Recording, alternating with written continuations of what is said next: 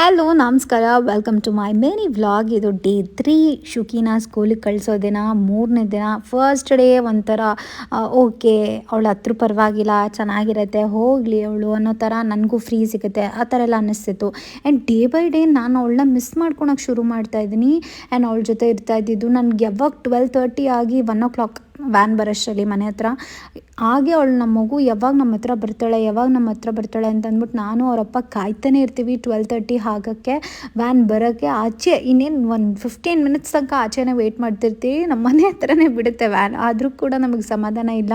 ಅದು ಒಂಥರ ಫಿಶಿ ಆಗಿಬಿಟ್ಟಿದೆ, ಮನಸ್ಸೆಲ್ಲನೂ ಕೂಡ ಮಗು ಕಡೆನೇ ಇದೆ. ಮತ್ತು ಅವಳಿಗೆ ಯಾವ ಥರ ಫೀಲಿಂಗ್ ಇರುತ್ತೆ ಲೆಕ್ಕ ಹಾಕಿ, ಫಸ್ಟ್ ಡೇ ಇರಬೇಕು ಮನೆ ಹಾಗೆ ಹೀಗೆ ಅಂತೆಲ್ಲ ನಾನು ಅವಳಿಗೆ ಹೇಳಿದೆ.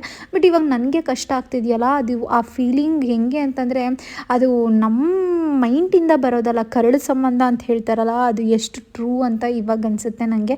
ನಂಗೆ ಗೊತ್ತು, ನಾನು ಇವಾಗ ಹೇಳ್ತಿರೋದಕ್ಕೆ ವಿಡಿಯೋದಲ್ಲಿ ತೋರಿಸ್ತಾ ಇರೋದು ಸಂಬಂಧ ಇಲ್ಲ ಅಂತ ನನಗೆ ಫೀಲ್ ಆಗ್ತಿದೆ. ಆಲ್ಮೋಸ್ಟ್ ಡೇ 3 ನಂಗೆ ಅದು ಓವರಾಗಿ ಫೀಲ್ ಆಗ್ತಿದೆ. ನನ್ನ ಮಗಳನ್ನ ನಾನು ತುಂಬ ಮಿಸ್ ಮಾಡ್ಕೋತಾ ಇದ್ದೀನಿ ಅಂತಲೂ ಕೂಡ ಅನ್ನಿಸ್ತಾ ಇದೆ.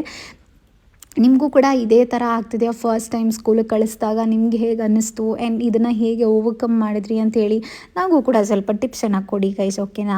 ಆ್ಯಂಡ್ ಅವಳು ಬಂದಿದ ತಕ್ಷಣ ಕರ್ಕೊಂಡು ಬಂದ್ರಿ. ಅವಳು ವ್ಯಾನಲ್ಲಿರೋರೆಲ್ಲ ಶುಕಿ ಬಾಯ್ ಅಂತ ಹೇಳಿದ್ರು.